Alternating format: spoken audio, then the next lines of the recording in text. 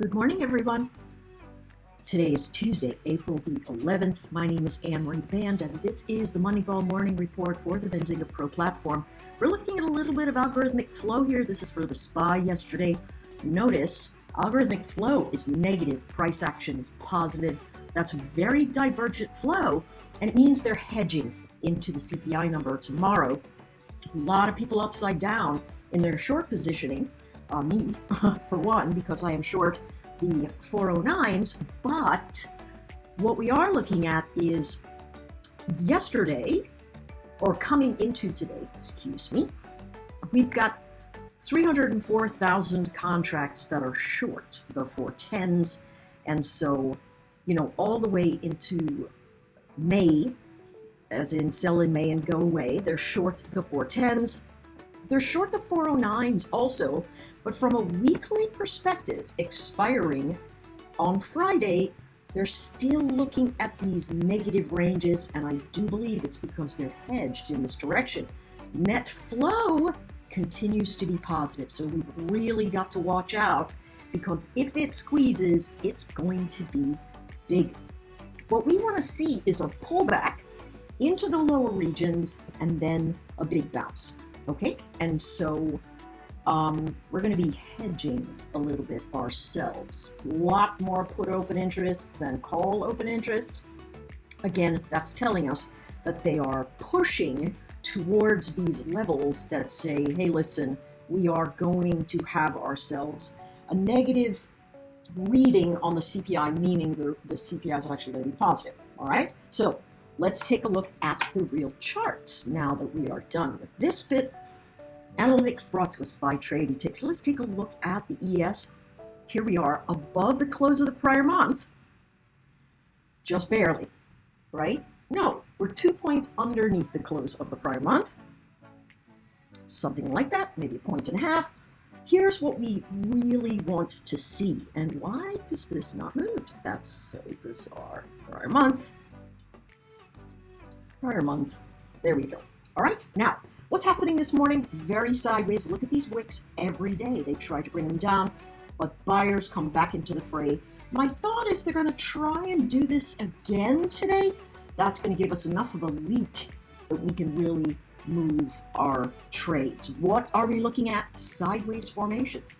So we're going to sell the top and buy the bottom until that breaks. So what does that imply? At some point, it's going to break. And so that's going to give us an opportunity to get out of the trade. Do not chase the long action here, but use it as a stop if you're going long.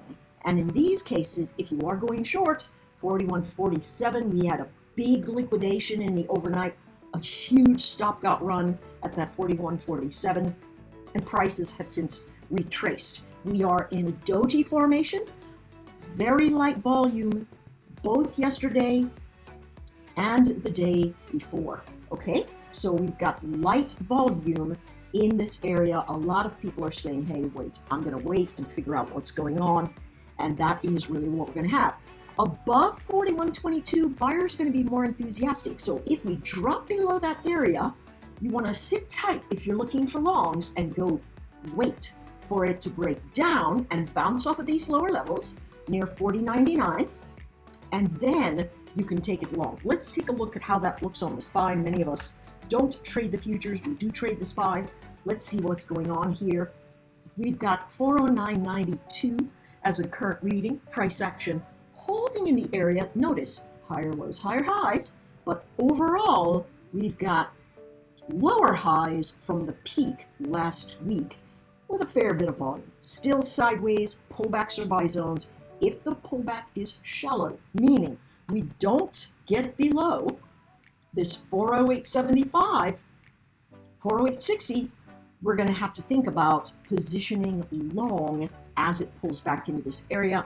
Quant stats that we look at from the Place Your Trade site says that we are sideways in a chop. Today should be tough trading, go in for small bits, in and out, and we'll see what happens from there. Let's take a look at the Qs.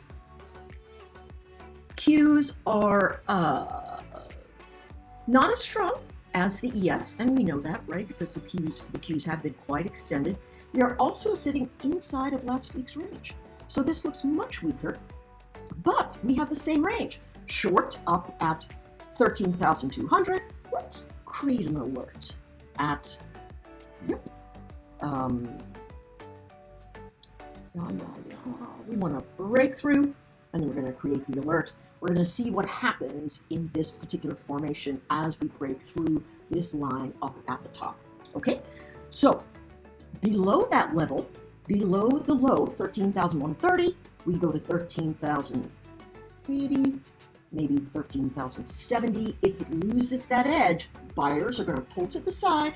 They're going to wait for the low test, and then they're going to buy it. Notice a lot of buyers in this market, again, they're being created by sellers who want to take profit as it comes into support because they know it's sideways, but they are hoping for a breakdown. So as soon as it loses their level, they're going to try and pack in, but the moment it begins to rise, they're going to have to buy to cover, and that is what continually is pushing us up in this range.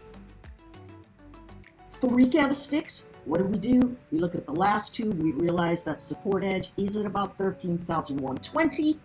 That's going to be the region where buyers are going to come in at the first pass. If it bounces to 13,150 from that 13,120, you want to start pulling off the profit because we are well under the close of the prior day.